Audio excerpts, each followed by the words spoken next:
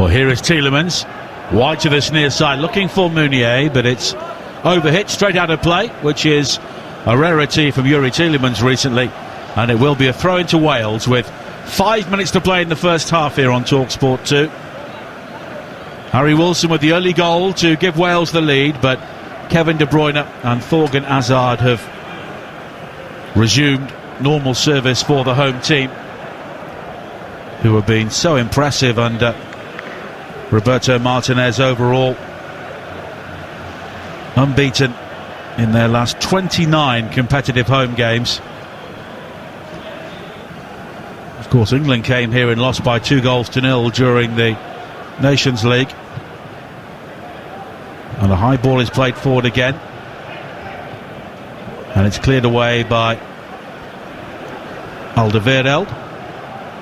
And now wide towards this near side again. And De Bruyne. Hazard takes over. Serbia have equalised against the Republic of Ireland. Dusan Tadic with the assist, and Dejan Vlahovic with the equalising goal. And it's just before half-time.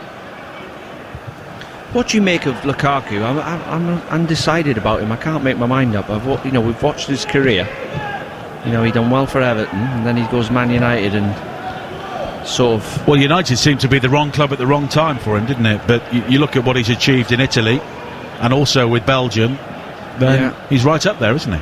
Well, yeah, I mean, you can't argue with his record in Italy, and like you said, he's doing it at the highest level for his country. I just, I can remember Brighton playing, and I think back, Brighton played Watford at home, and Troy Deeney and Andre Gray played against Dunk and Duffy, and actually bullied them, backing into them, using their body strength.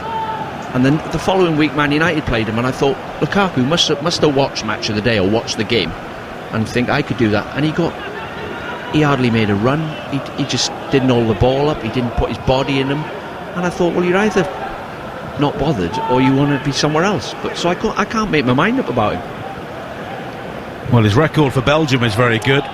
57 goals, and this is 90th international, and it should be 58 goals because he missed an absolute sitter before. And I suppose we can judge him in the tournament. I mean, he had a good World Cup for Belgium, and he'll be aiming to be one of the stars at the Euro. Still only 27 years of age. So if you watch this game and you didn't know it was him, and you watch the game, you'd think he's not made a run, he's not held the ball up, he's had one chance. Well, he's running into the penalty area now, and it was cut out very well at the near post by Rodon, and in the end it's a throw into Belgium on this near side. But it's the danger of Lukaku, isn't it? He's hanging on the shoulder every single time.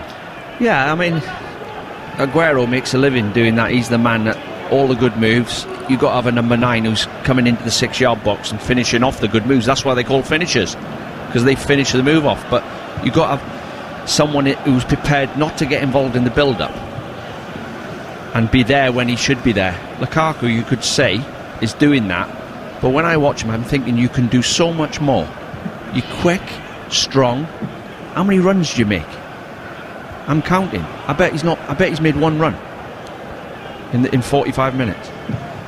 But technically, he is somebody who I think has grown his game. Maybe the move to Italy, where you possibly get fewer chances, has helped that as well. Yeah, he's playing with good players, but also he'd probably say, well, have a look at my goal record. That's what I'm there for. So maybe he is that lingering round on the shoulder. There's another tap-in. But I think, oh, look, you've got so much more you could do to your game. Thomas Souček has scored again for the Czech Republic. They lead 4-1 away to Estonia in the first half of that game, which is in Wales's group. And on the monitor we are just watching Joe Allen, who has sat there behind his mask rather disconsolately. His international comeback lasting less than 7 minutes here with a hamstring injury. That's a blow with Ramsey being injured as well, because seeing Gareth Bale misses Aaron Ramsey when them two are on the pitch together, which doesn't happen very often, believe it or not. Well, Ramsey's only played one game this season for Wales. That was that dreadful 0-0 draw in Dublin against the Republic of Ireland in the Nations League. But Aaron Ramsey sees a pass and he can play the pass at the right time. He needs someone who's on the same wavelength as him. That man is Gareth Bale, and Gareth Bale needs Ramsey to put him in. So they work well together, but we don't seem to get them on the pitch often enough together. We're into 2 minutes of added time at the end of the first half here. Belgium leading Wales by 2-1 here on TalkSport 2. And it's been a very entertaining half of football. It used to be said that Wales needed Bale, Allen and Ramsey all playing at the same time to really function, but they found a way in recent years due to the injury problems which Ramsey and to a lesser extent Bale has had, and of course Allen was unavailable for the whole of the Nations League. Younger players are stepping up, but to get them to step up against a team like Belgium is a really big ask. Well, think back to the Euros. Can you remember the team that we had out? When you look at this team now, there's been lots of changes. You know, the back three was James Chester, Ashley Williams, Ben Davis, Neil Taylor left wing back, Chris Gunter right wing back, Joe Ledley, Aaron Ramsey, Bale and Joe Allen. And then he decided he either played Robson Kanu for pace or Sam Vokes for aerial ability, and that was his only decision, Chris, and we had it off to a tee. So there's lots of changes being made when you look at this team. Here is Lukaku now, right hand side of the penalty area. Mertens popping up, looking to deliver a cross in. He manages to squeeze it beyond Williams, but it had no pace on it, and it's gathered at the near post by Danny Ward. And that is half time. Wales were given the perfect start by Harry Wilson, a wonderful team goal. Gareth Bale with a delicate ball through, and Wilson rolling the ball beyond Thibaut Courtois. Belgium, though, responded with a long-range effort from Kevin De Bruyne, which was simply too good for Danny Ward, and then a slip inside the penalty area from Connor Roberts allowed Thorgan Hazard a free header. And at half-time, it is Belgium 2, Wales 1. Thank you very much, Nigel. Well, Dean, a great start. Not such a great middle bit or end to the half. The Belgians, a couple of goals to the good, 2-1 it is at half-time. But I think everyone listening would totally agree with you that the Belgian centre-backs are not blessed with pace, and someone like Daniel James or even Gareth Bale can cause a lot of problems, but they've got to get in that position to be able to do it. Well, yeah, I just think, you need to get... I think the tactics are right. They get the three centre-backs with the ball, their three centre-backs, passing the ball in the centre circle where there's 40 yards of grass behind them. And when we win the ball back, get Dan James in a race, get Harry Wilson in a race, and get Bale. And we might have to just have attacks now and again. We've defended well. We've stopped the game being a basketball match, which leaves space everywhere, and, their good players will find room and score. But I can guarantee you, if you were manager of Wales... or if I was manager of Wales, we would have said to the players, whatever you do, do not let De Bruyne, 25 yards from goal, do not let him pull the trigger. And I guarantee you Pagey said it to him, but the two midfield players have sunk into the back four for the goal. To be fair, he's got it on his right foot, bent it in the far corner. But we've, in the main, 2-1 at half-time, I'll take that. Yeah, I mean, it's not lost, that's for sure.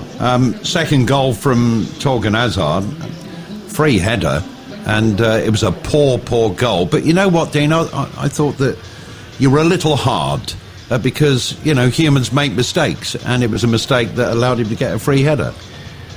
Yeah, I suppose maybe I was a bit harsh, but no matter which way you look at it, Russ, it's a terrible goal to concede. If you're a fullback, agreed. If you're a fullback and you get done at the back post by a 5'7" winger who's never scored with his head, and he doesn't have to jump, then it's your fault.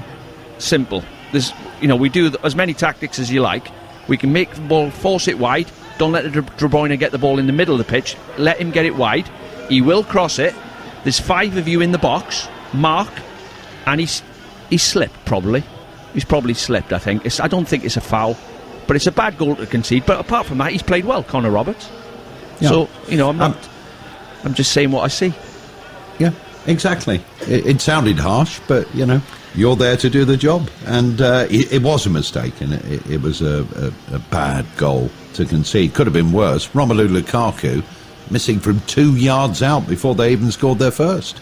Well, yeah, I mean, that's the danger as well. You know, you whatever tactics you try and play against Belgium, the likelihood is they'll find a way through it. But the lesser of the two evils, I think, is to let them come down the flanks. But when they come down the flanks, you know the ball's coming in. There's 3 centre-backs there against Lukaku. Make sure you mark him, make sure you get to the ball first when it comes in, and then we'll counter-attack from that. But the cross from De Bruyne, the danger is you 3 centre-backs are trying to get out the box when the ball's wide to keep the ball away from the goalkeeper, and every time they come out, strikers get a run on them. 3 players got a run. De Bruyne has bent it round the back of our back 4, and he's got a tap in, slide in the middle of the goal, and it's hit his shin and gone over the bar from 2 yards. So hopefully Lukaku's having a bad night. At the minute he's not done a lot, but you know his history and his goal record tells you that he's lurking, waiting for a chance. Yeah. After that miss, you did say, I've got a feeling it's going to be our night tonight. Yeah, and then they scored. Exactly. But that happens. It's Belgium, Yeah. you know, the number 1 team in the world. Let's take the big positive, the Welsh goal. It was front to back, exactly what we expect from them, and executed brilliantly.